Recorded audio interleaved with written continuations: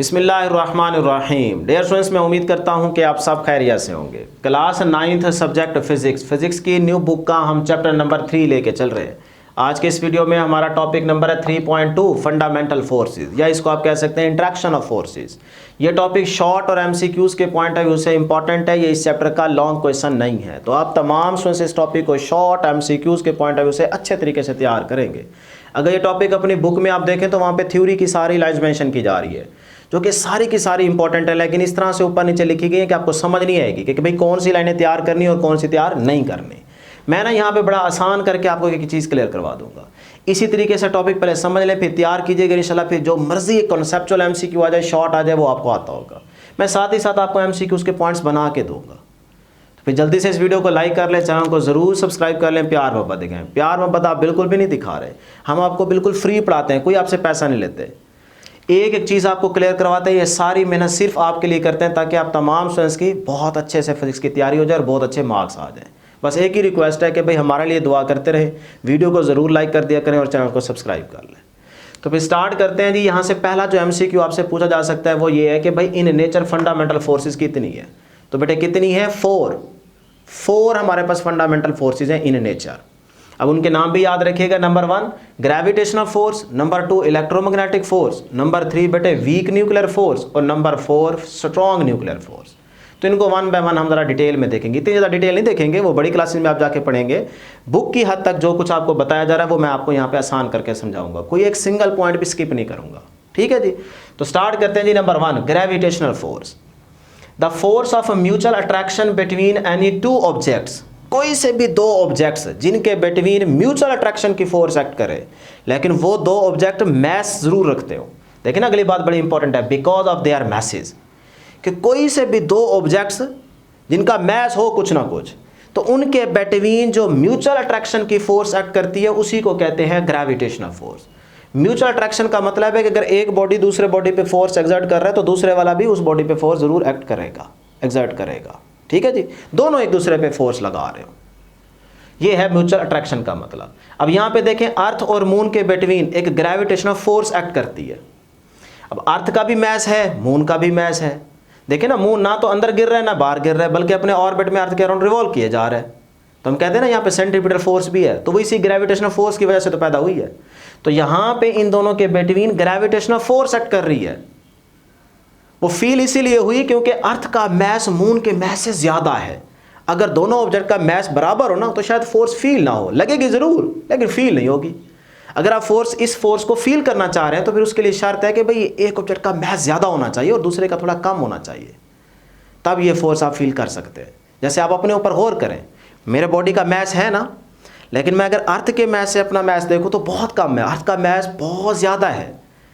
तो मैं अर्थ पे ठहरा हूँ, कुछ भी नहीं हो रहा, तो इसका मतलब मुझे ऐसे लग रहा है कि यार अर्थ ने, ज़मीन ने मुझे अपनी तरफ अट्रैक्ट किया हुआ है, जबकि मैं भी फोर्स एक्सर्ट कर रहा हूँ ज़मीन पे, लेकिन वो मुझे फील नहीं हो रही क्योंकि मेरे बॉडी का मैस कम है। अर्थ का मैस मेरे मैस से बहुत ज़्यादा है, इसी वजह से मुझे यही फील हो रहा है कि अर्थ ने मुझे अपनी तरफ अट्रैक्ट किया हुआ है। तो यहाँ पे मेरे और अर्थ के बिटवीन जो एक म्यूचुअल अट्रैक्शन की फोर्स एक्ट कर रही है उसी को बेटे नाम देते हैं ग्रेविटेशनल फोर्स का। तो उसी ग्रेविटेशनल फोर्स ने तो हमें अपनी तरफ अट्रैक्ट किया हुआ है। बात समझ आई? तो यहां तक ये चीज आपको क्लियर हो गई। अब इसी ग्रेविटेशनल फोर्स का एक मैथमेटिकल फार्मूला देख लेते हैं। बुक की इस डेफिनेशन में नहीं बताया गया, लेकिन अगले चैप्टर में आपको समझाया जाएगा, डिटेल में बताया जाएगा, लेकिन इसमें आप जरूर याद रखेंगे फार्मूला। तो ग्रेविटेशनल फोर्स की बात हो रही है, तो ग्रेविटेशनल फोर्स का मैथमेटिकल फार्मूला जो आपने याद रखना है बेटे वो है G, कैपिटल G, उसके बाद capital M, small m divide by बेटे R स्क्वायर या D स्क्वायर। ये जो R है ये डिस्टेंस है, यानी कि इन दो बॉडीज के बिटवीन ये जो सेपरेशन है, डिस्टेंस है, उसके स्क्वायर ऑफ द डिस्टेंस के फोर्स इनवर्सली प्रोपोर्शनल है। मतलब अगर दो बॉडीज के बिटवीन ये डिस्टेंस बढ़ता जाएगा तो ये फोर्स कम होती जाएगी। देखें ना, ये इनवर्स रिलेशन है फोर्स का स्क्वायर ऑफ द डिस्टेंस के। जी इसमें ग्रेविटेशनल कांस्टेंट है, ये प्रीवियस टॉपिक के अंदर भी आपको बता के रहे, समझा के रहे, इसकी वैल्यू भी आपको याद करवाई थी, 6.67 × 10⁻11 न्यूटन स्क्वायर पर केजी स्क्वायर। और उसके बाद ये जो कैपिटल M है ये अर्थ का मैस है, और उसके बाद स्मॉल m जो है ये इस ऑब्जेक्ट का मैस है, सैटेलाइट का मैस है या कह लें मून का मैस है। ठीक है जी। तो इस तरह से ये आप ग्रेविटेशनल फोर्स का फार्मूला भी याद रखेंगे। बस इतनी बात आप याद रखेंगे ग्रेविटेशनल फोर्स में। इसमें और बहुत कुछ बताया जा सकता है, लेकिन बेटे नहीं, बुक की हद तक बस आप ये याद रख लें। अब छोटे छोटे पॉइंट्स बना लेते हैं एमसीक्यूज के तौर पे। और यहाँ से एमसीक्यू भी पक्का आएगा। पहला पॉइंट देखें, ग्रेविटेशनल फोर्स जो है ये लॉन्ग रेंज फोर्स है। मतलब क्या इसके लिए ज़रूरी है कि ऑब्जेक्ट्स करीब करीब पड़े हों तो फिर ग्रेविटेशनल फोर्स लगेगी? हम कहेंगे नहीं, इतने दूर मर्जी रख दें आप, तब भी वहाँ पे उन दो बॉडीज़ के बिटवीन ग्रेविटेशनल फोर्स एक्ट कर सकती है। ठीक है, कितनी ज़्यादा दूर भाई, कितना ज़्यादा डिस्टेंस हो सकता है, कोई लिमिट है? तो हम कहेंगे जी डिस्टेंस आपके पास इनफिनाइट हो सकता है। तो ये देखें, लॉन्ग रेंज फोर्स तो ये है, लेकिन कितनी ज़्यादा डिस्टेंस तक ये फोर्स एक्ट कर सकती है? तो फिर आप कहेंगे भाई इन्फिनिटी है, ऑब्जेक्ट इन्फिनिटी भी पड़ा, यहाँ पे पड़ा, तो फिर भी इन दोनों के बिटवीन फोर्स ऑफ अट्रैक्शन हो सकती है, ग्रेविटेशनल फोर्स। तो फिर यहाँ पे हम डिस्टेंस बता देंगे कि भाई वो इनफिनाइट हो सकता है। ठीक है बेटा, ये पॉइंट इंपॉर्टेंट है। अगला पॉइंट देखें, weakest one among all four forces. कहते हैं ये जो फंडामेंटल की चार फोर्सेस है ना, इनमें से सबसे वीकेस्ट फोर्स जो है वो यही ग्रेविटेशनल फोर्स है। बाकी जो तीन है वो इसके कंपैरेटिवली थोड़ी स्ट्रांग है। तो ये पॉइंट भी याद रखिएगा। तो ये ग्रेविटेशनल फोर्स इन चार में से क्या है? वीकेस्ट फोर्स है। उसके बाद अगला पॉइंट, ऑलवेज अट्रैक्टिव। ये जो ग्रेविटेशनल फोर्स है ये हमेशा अट्रैक्टिव फोर्स रहेगी, यानी कि ये बॉडी को अपनी तरफ ग्रेविटेशनल फील्ड अट्रैक्ट करेगा। ये रिपल्सिव फोर्स नहीं है कि बॉडी को रिपेल कर दे, नहीं, ग्रेविटेशनल फोर्स हमेशा अट्रैक्शन की होगी, अट्रैक्टिव फोर्स है। क्लियर? उसके बाद लास्ट पॉइंट है बेटे, एवरीडे मैनिफेस्टेशन, यानी कि रोजमर्रा की जिंदगी में आप अगर देखना चाह रहे हैं ग्रेविटेशनल फोर्स को तो फिर कैसे देखेंगे? अपने ऊपर गौर कर ले, आपको अर्थ ने अपनी तरफ अट्रैक्ट किया हुआ है ना, इसी तरह हर गिरती हुई चीज पे अगर आप गौर करें तो उसको अर्थ अपनी तरफ अट्रैक्ट कर रही है, जिसकी वजह से वो चीज नीचे जा रही है।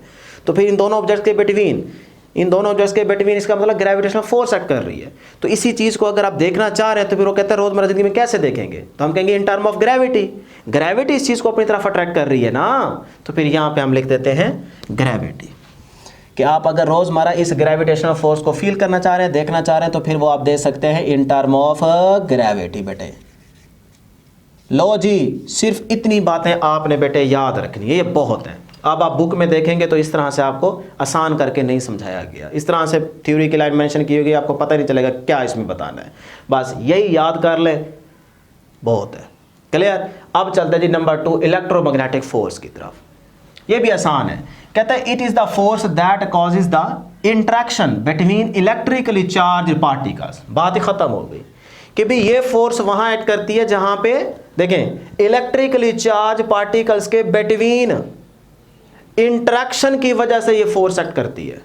इलेक्ट्रिकली चार्ज पार्टिकल्स के बिटवीन इंट्रैक्शन की वजह से ये फोर्स एक्ट करती है, जिसको हम नाम दे रहे हैं इलेक्ट्रोमैग्नेटिक फोर्स का।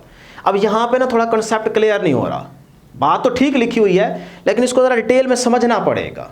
ऐसे याद रखेंगे तो समझ नहीं आएगी कि यार क्या मतलब है। मैं जरा बताता हूं। देखें, ये हमारे पास एक पॉजिटिव चार्ज है और ये एक नेगेटिव चार्ज है। अभी ये दोनों चार्जेस ना बेटे रेस्ट पे हैं, मोशन में नहीं है, रेस्ट पे हैं। जब हम चार्ज की बात करते हैं ना, तो चार्ज के अराउंड एक खास हद तक, रीजन तक उसका फील्ड एग्जिस्ट करता है। फील्ड कहते हैं इफेक्ट को, असर को।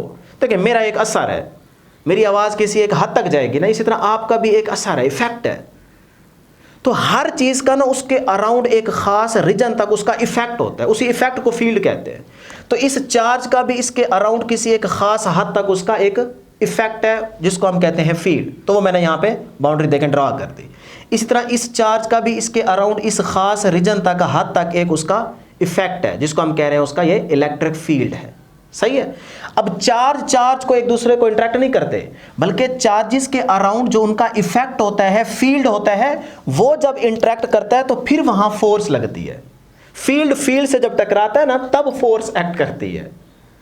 तो अब देखें, ये दोनों अपोजिट चार्जेस हैं, तो फिर याद रख ले अपोजिट चार्जेस का जब ये फील्ड इंटरेक्ट करेगा तो ये एक दूसरे को अट्रैक्ट करते हैं, और जब ये सेम चार्जेस होंगे तो ये दूसरे को रिपेल करेंगे।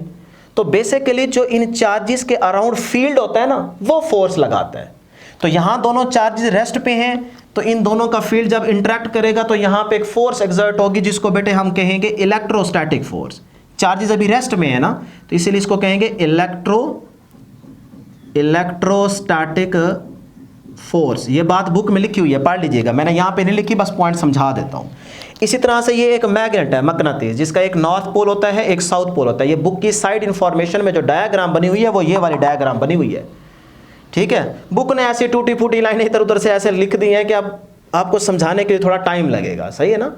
तो इसीलिए यहां पे देखिए एक मैग्नेट है। अब मैग्नेट जो फोर्स एक्सर्ट करता है उसको मैग्नेटिक फोर्स कहते हैं, क्योंकि इसके अराउंड मैग्नेटिक फील्ड होता है। तो मैग्नेट का मैग्नेटिक फील्ड होता है, चार्जेस जो कि रेस्ट पे उनका इलेक्ट्रिक फील्ड होता है। तो इस मैग्नेट का मैग्नेटिक फील्ड है, तो ये इसकी वजह से जो फोर्स एक्ट करेगी उसे कहेंगे मैग्नेटिक फोर्स।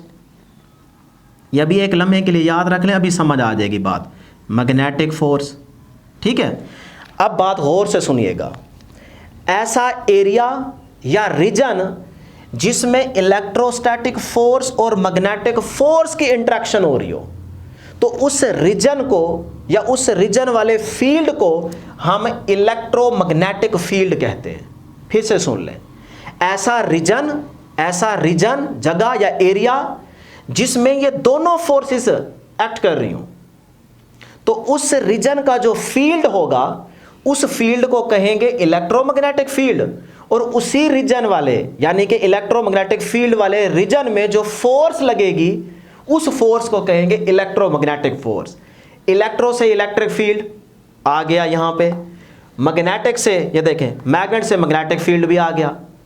तो इलेक्ट्रोस्टैटिक फोर्स और मैग्नेटिक फोर्स जिस रीजन में एक्ट करेंगी उस रीजन का फील्ड इलेक्ट्रोमैग्नेटिक फील्ड कहलाएगा। फिर उसी रीजन में उसी फील्ड की वजह से जो फोर्स लगेगी उस फोर्स को इलेक्ट्रोमैग्नेटिक फोर्स कहते हैं। अब बात समझ आ गई होगी। तो इसका मतलब इलेक्ट्रोमैग्नेटिक फोर्स के लिए दोनों जरूरी है। क्लियर? अब ये दोनों कहां पे देखने को मिलती हैं? देखें, जैसे आपकी बुक साइड इन्फॉर्मेशन में ये एग्जांपल दे रही है कि भाई ये हमारे पास एक कॉइल है, भाई वायर लें उसको इस तरह से लूप बना दें, स्प्रिंग लें जैसे उसको ऐसे फिंगर के ऊपर ऐसे वाइंड अप कर दें तो वह एक कॉइल बन जाएगी। जैसे यहाँ पे मैं आपको दिखा भी देता हूँ, ये देखें ना, ये एक ये इस तरह से देखें, ये कॉइल है, इस तरह से वायर है, उसको इस तरह से वाउंड अप किया गया स्प्रिंग की तरह। ठीक है, अब इस कॉइल के साथ हमने यहाँ पे लगा रखा है गैल्वेनोमीटर जो कि डिफ्लेक्शन शो करेगा। अभी देखें यहाँ पे कोई बैटरी वगैरह नहीं है, ये समझना जरूरी है क्योंकि बुक की साइड इन्फॉर्मेशन में है, वैसे ये बड़ी क्लास में आपको समझाएंगे कॉन्सेप्ट। अब ये मैग्नेट है, इस मैग्नेट को इस कॉइल वाले लूप के अंदर हम ऐसे मूव करवाएंगे। जैसे ही मूव करवाएंगे तो इस कॉइल के अंदर बेटे करंट आ जाएगा। जैसे ही करंट आएगा तो गैल्वेनोमीटर डिफ्लेक्शन शो करेगा, मतलब इसके अंदर सुई लगी होगी, नीडल जो ऐसे हिलेगी, हम समझेंगे यार करंट आ गया। तो देखें यहाँ पे मैग्नेट की वजह से मैग्नेटिक फील्ड भी है, वो जब अंदर चेंज हुआ तो उसकी वजह से फ्लक्स पैदा होता है, उसकी वजह से फिर करंट आ जाता है, वो करंट भी आ गया। तो फिर यहाँ पे अब जो फोर्स एक्ट करेगी वो कहलाएगी इलेक्ट्रोमैग्नेटिक फोर्स। करंट है ना, चार्जेस मोशन में है, तो इलेक्ट्रिक फील्ड भी है चार्जेस की वजह से, जब वो मोशन में है तो मैग्नेटिक फील्ड भी होगा, तो इसकी वजह से भी मैग्नेटिक फील्ड है। तो इसका मतलब दोनों फील्ड हैं यहाँ पे, तो इसकी वजह से जो फोर्स यहाँ पे एक्ट करेगी उसी को कहेंगे इलेक्ट्रोमैग्नेटिक फोर्स। क्लियर? अब इसी तरह से ये भी आप समझ सकते हैं, देखें ये एक कंडक्टर है वायर, जिसमें से जब करंट फ्लो करेगा, चार्जेस मोशन में आएंगे तो करंट आ जाएगा। फ्लो ऑफ चार्जेस इसका करंट होता है कि जब चार्जेस मोशन में होते हैं तो फिर वहां पे करंट आ जाता है। तो जब करंट यहां से फ्लो करेगा तो करंट के फ्लो करने की वजह से इस कंडक्टर के अराउंड बेटे मैग्नेटिक फील्ड पैदा हो जाता है। मैग्नेटिक फील्ड को बी से शो करते हैं। तो अब देखें मैग्नेटिक फील्ड भी है और चार्जेस की वजह से इलेक्ट्रिक फील्ड भी है, तो फिर यहां पे भी जब एक फोर्स एक्ट करेगी तो वो कहलाएगी इलेक्ट्रोमैग्नेटिक फोर्स। तो बस फिर इन शॉर्ट आप यही याद रखें कि भाई इलेक्ट्रोमैग्नेटिक फोर्स के लिए उस रीजन में इन दो फोर्सेस का होना ज़रूरी है। जब इनकी इंटरेक्शन होगी तो फिर वहाँ पे लगने वाली फोर्स को हम इलेक्ट्रोमैग्नेटिक फोर्स कहते हैं। इलेक्ट्रो से इलेक्ट्रिक आ गई और मैग्नेटिक से मैग्नेटिक फोर्स, तो दोनों फोर्स के इंटरेक्शन की वजह से ये फोर्स एक्ट करती है। अब आपको बात पूरी समझ आ गई होगी, ठीक है? तो इस तरह से आप बयान कर देंगे। अब इसको इन शॉर्ट आप किस तरह से एमसीक्यूज की बेसिस पे याद रखेंगे वो आप इस तरह से करेंगे। देखें, फोर्स बाय विच ऑफ, मतलब ये जो इलेक्ट्रोमैग्नेटिक फोर्स है ये किस वजह से है, इन शॉर्ट आपने बताना है। तो भाई ये चार्ज पार्टिकल की वजह से, चार्ज पार्टिकल के बिटवीन इंटरेक्शन की वजह से है ना, तो आप कहेंगे force by which of charges, यहां पे चार्जेस आप कह देंगे, ठीक है? ये आपका एमसीक्यू बन गया। अब चलते हैं अगले पॉइंट की तरफ। ये जो इलेक्ट्रोमैग्नेटिक फोर्स है ना बेटे, ग्रेविटेशनल फोर्स देखें सिर्फ और सिर्फ अट्रैक्शन की थी, अट्रैक्टिव फोर्स थी, लेकिन जो इलेक्ट्रोमैग्नेटिक फोर्स होती है ये रिपल्सिव भी होती है, अट्रैक्टिव भी होती है। तो फिर ये पॉइंट भी यहां पे ऐड कर देते हैं कि भाई ये फोर्स अट्रैक्टिव भी है और रिपल्सिव भी है। ठीक है, दोनों तरह से ये बिहेव कर सकती है। उसके बाद लॉन्ग रेंज फोर्स है, ये भी लॉन्ग रेंज फोर्स है कि वहाँ पे पड़ा है चार्ज, दूसरा वहाँ पे पड़ा है, काफ़ी सारा उनके बिटवीन डिस्टेंस है, तब भी यहाँ पे ये फोर्स ऐड करती है। लेकिन इतना ज़्यादा नहीं है, कोई हद से भी आप बाहर निकल जाएं, लेकिन हद तक होना चाहिए। तो हम लॉन्ग रेंज फोर्स इसको कहते हैं कि भाई ये भी लॉन्ग रेंज फोर्स है। भाई आखिरी अगर हद बतानी हो तो फिर आप इन्फिनिटी लिख सकते हैं, वैसे यहाँ तक इफेक्ट बहुत कम ही होता है, ये बड़ी क्लासेस में आपको पढ़ाएंगे। बहरहाल आप इस हद तक लिख सकते हैं, ठीक है जी, इन्फिनाइट। उसके बाद है इलेक्ट्रोमैग्नेटिक, ये भी बड़ा इंपॉर्टेंट पॉइंट है। अगला point, electromagnetic forces are stronger. Electromagnetic force जो है ये बेटे स्ट्रॉन्गर है than the gravitational and weak nuclear forces, कि ये जो इलेक्ट्रोमैग्नेटिक फोर्स है ये स्ट्रॉन्गर है than the weak nuclear force and gravitational force. इन दो के कंपैरेटिवली इलेक्ट्रोमैग्नेटिक फोर्स ज़्यादा स्ट्रॉन्ग है। हाँ, जो स्ट्रॉन्ग न्यूक्लियर फोर्सेस आगे पढ़ने जा रहे हैं उसके कंपैरेटिवली ये वीक है, लेकिन इन दो की निस्बत ये इलेक्ट्रोमैग्नेटिक फोर्स स्ट्रॉन्गर है। तो ये ख़त्म होगी कहानी, इतनी याद रखेंगे। क्लियर जी ये पॉइंट सारे। अब है जी नंबर 3 पे वीक न्यूक्लियर फोर्स। तो अगर आप बुक में इसको देखें तो डिस्टेंस बुक वाली वर्डिंग भी मैंने यहाँ पे मेंशन की हुई है, तो यहाँ से शायद थोड़ा सा आपको मुश्किल हो, पहले ज़रा आसान करके यहाँ पे समझ लेते हैं, फिर बाद में बताऊंगा कि भाई बुक वाली वर्डिंग में क्या कुछ कहा जा रहा है। तो देखें, the weak nuclear force appears only in a certain nuclear process, कि वीक न्यूक्लियर फोर्स जो है ये आपको हर प्रोसेस में हर जगह देखने को नहीं मिलती, बल्कि ये कह लें कि एक रेयर केस है, एक सर्टेन न्यूक्लियर प्रोसेस है बीटा डिके का, जहां पे ये आपको देखने को मिलती है। कौन सा बेटे प्रोसेस है? Beta decay. आपकी बुक में कहा जा रहा है रेडियो एक्टिव डिके और आगे फिर लिखा हुआ है बीटा डिके। सही है, तो ये एमसीक्यू में पूछा जा सकता है, याद रखिएगा। अब इसको समझते हैं बीटा डिके कैसे होता है। तो देखें, न्यूक्लियस की कहानी तो आपको पता है कि न्यूक्लियस के अंदर क्या होता है, न्यूट्रॉन और प्रोटॉन। न्यूट्रॉन पे कोई चार्ज नहीं होता, न्यूट्रल पार्टिकल है, और इसी तरह से प्रोटॉन पे क्या होता है, पॉजिटिव चार्ज होता है। और न्यूक्लियस के अंदर है न्यूट्रॉन और प्रोटॉन, तो इन्हीं को हम कहते हैं न्यूक्लियॉन्स। इतना तो पता है ना। अब याद रखिएगा कि जब ये न्यूट्रॉन टूटकर प्रोटॉन में कन्वर्ट होते हैं और प्रोटॉन न्यूट्रॉन में कन्वर्ट हो रहे होते हैं, ये प्रोसेस भी हो रहा होता है। इसके पीछे की जो कहानी है ना, वो आप बड़ी क्लासेस में आके पढ़ेंगे कि कौन सा प्रोसेस होता है, क्यों होता है, कैसे होता है, ये बात की बातें हैं। अभी बुक में ना जो लाइनें लिखी गई हैं, जो कुछ बताया गया, उसके हिसाब से जो आपको याद करवा रहा हूँ, बस वो बेटे समझ लें। देखें, वो कह रहे हैं जी जब न्यूट्रॉन टूटकर प्रोटॉन में कन्वर्ट हो रहे होते हैं, अब ये तभी होगा ना जब यहाँ पे वीक न्यूक्लियर फोर्स एक्ट करेगी। वीक न्यूक्लियर फोर्स है तो ये वाला प्रोसेस हो रहा है, अगर ना होती तो फिर तो इसका मतलब ये प्रोसेस होता ही ना। तो जब न्यूट्रॉन टूटकर प्रोटॉन में कन्वर्ट होते हैं तब ये देखें, न्यूट्रॉन टूटा, बस एक ही लाइन ये वाली याद रख ले, सारी कहानी खत्म हो जाएगी। जब ये न्यूट्रॉन टूटकर कन्वर्ट होगा किस में बेटे, प्रोटॉन में, प्लस उसके साथ एक एमिट होगा इलेक्ट्रॉन, इसी को कहते हैं बीटा पार्टिकल, इसी को कहते हैं बीटा पार्टिकल। ठीक है, ये इलेक्ट्रॉन, बीटा पार्टिकल बच्चा इलेक्ट्रॉन होता है ना। तो ये देखें, न्यूट्रॉन टूटकर प्रोटॉन प्लस एक बीटा पार्टिकल एमिट हुआ, यानी कि इलेक्ट्रॉन, प्लस उसके साथ आएगा एंटी न्यूट्रिनो, जिसको कहते हैं अनचार्ज पार्टिकल। ये आपने केमिस्ट्री में पढ़ा होगा, इसके बारे में नहीं पढ़ा तो बस अभी फिलहाल याद रख ले, आगे पढ़ेंगे। ठीक है, तो ये प्रोसेस देखें क्या कहलाता है, बीटा डिके का, जिसमें आपको वीक न्यूक्लियर फोर्स देखने को मिलती है। देखें, न्यूट्रॉन टूटा, प्रोटॉन में कन्वर्ट हो रहा है ना, तो प्रोटॉन मिला प्लस एक बीटा पार्टिकल एमिट हुआ, यानी कि इलेक्ट्रॉन, और उसी के साथ एक आया एंटी न्यूट्रिनो, मतलब के अनचार्ज पार्टिकल। तो यहां पे आपके पास ये आ गया बीटा डिके। तो इसका मतलब ये इस प्रोसेस के अंदर आपको ये वीक न्यूक्लियर फोर्स देखने को मिली है। अब ये वीक न्यूक्लियर फोर्स थी तो ये प्रोसेस हुआ है ना। बस ये कहानी इतनी आप याद रख लें, इतनी बात बस याद रख लें, बुक में यही कुछ है। अब बुक इसको किस तरह से बयान करती है वो देखें, ये आपको भूलेगी नहीं। बुक इस तरह से कहती है, week nuclear force is responsible for the disintegration of a nucleus. भाई न्यूक्लियस की डिसइंटीग्रेशन के लिए रिस्पॉन्सिबल कौन है, वीक न्यूक्लियर फोर्स। कि जब न्यूक्लियस डिसइंटीग्रेट हो रहा है तो इसकी जिम्मेदारी किस पे जाएगी, वीक न्यूक्लियर फोर्स है तो जिसकी वजह से वो न्यूक्लियस डिसइंटीग्रेट हो रहा है ना। बात समझ आई। फिर आगे कहता है फॉर एग्जांपल, मिसाल के तौर पे, तो हमने आपको बड़ा आसान करके बता दिया कि डिसइंटीग्रेशन कैसे होती है। The weak nuclear force executes the beta decay of a neutron. ये बीटा डिके आया ना, किसका ऐसे देखें, किसका है, न्यूट्रॉन का।